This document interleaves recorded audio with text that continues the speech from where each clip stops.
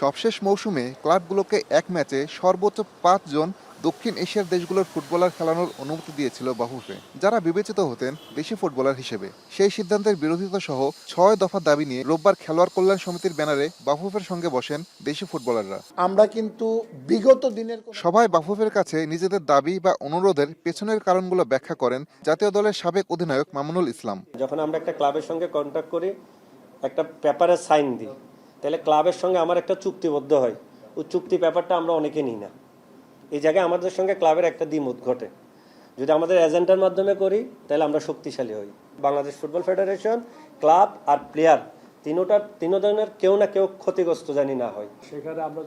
সার্কভুক্ত দেশগুলোর পাশাপাশি বিদেশি কোটায় ফুটবলের কতজন খেলোয়াড় চান তা জানান সাখাওয়াত হোসেন ভুইয়া। দাবির পরিপ্রেক্ষিতে বাফুফের সিদ্ধান্ত জানিয়েছেন কার্যনির্বাহী কমিটির এ সদস্য।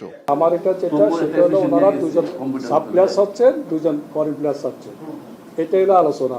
আমরা তো এখন প্রতিনিধি খেলোয়াড় ও ফেডারেশনের মধ্যকার দ্বন্দ্ব নিরসনে নিজেদের কর্মপরিকল্পনা তুলে ধরেন বাফুফের মিডিয়া কমিটির চেয়ারম্যান আমিরুল ইসলাম বাবু। ওরা যে কনসেপ্টটা দিয়েছে এটা গঠনমূলক, অবশ্যই এটা সত্যিকার অর্থে ওদের জন্য ভালো, এবং আমাদের বিশ্বাস যে আমরা এক্সিকিউটিভ কমিটিতে এটা তুলে ধরবো, প্রেসিডেন্ট আসলে প্রেসিডেন্টের কাছে তুলে ধরবো।